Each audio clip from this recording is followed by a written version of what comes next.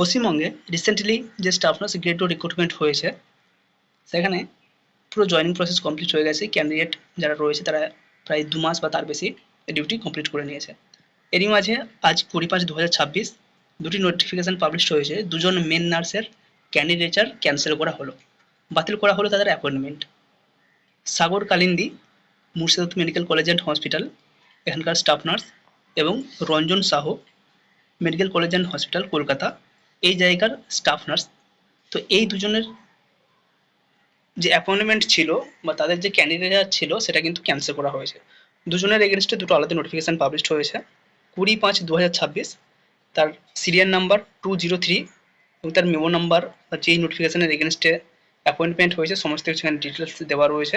দুটোই কিন্তু লাস্ট যে জয়েনিং হয়েছে 26/2/2026 নোটিফিকেশানের এগেনস্টে, সেটাই কিন্তু ক্যান্সেল হয়েছে।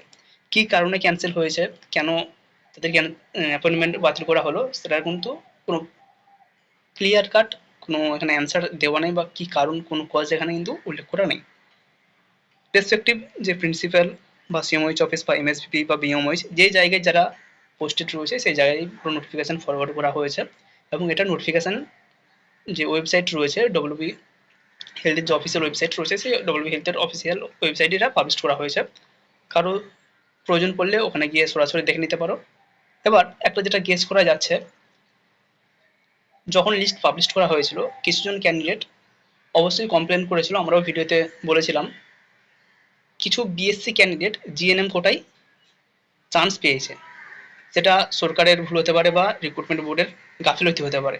ডকুমেন্ট ভেরিফিকেশান ঠিকঠাক হয়নি, অনেকেরই কমপ্লেন ছিল। কারণ জিএনএম এর কোটায় বিএসসি ক্যান্ডিডেট কীভাবে চাকরি পেতে পারে, যেখানে আদার্স বিএসসি ক্যান্ডিডেট যারা অ্যাপ্লিকেশান করেছে তাদের আগেই বাদ দেওয়া হয়েছে, বা কিছুজন অ্যাপ্লিকেশান করতেই পারেনি জিএনএম কোটায়। কারণ প্রথম থেকে নোটিফিকেশানে ছিল কোনো বিএসসি স্টাফ নার্স ওই জায়গায় অ্যাপ্লিকেশান করতে পারবে না, অর্থাৎ জিএনএম কোটায় অ্যাপ্লিকেশান করতে পারবে না। সেই জায়গাতেও ফাইনাল মেরিট লিস্টে জিএনএম কোটায় বিএসসি নার্সিংয়ের ক্যান্ডিডেটের নাম ছিল, তারা জয়েন করেছে। এরকম অনেক কমপ্লেন আমরা পেয়েছি, বাট সেখানে কোনো স্টেপ ছিল না, কারণ কোনো এগেনস্টে কোনো কিছু পাবলিশড হয়নি। তো যাই হোক, কী কারণে হয়েছে সেটা আমরা পরবর্তীকালে জানতে পারবো। যদি ক্যান্ডিডেট কোনোভাবে ইনফর্ম করে বা কোনো কেউ যদি কোনোভাবে ইনফরমেশান পেয়ে থাকে অবশ্যই কমেন্ট করতে পারো।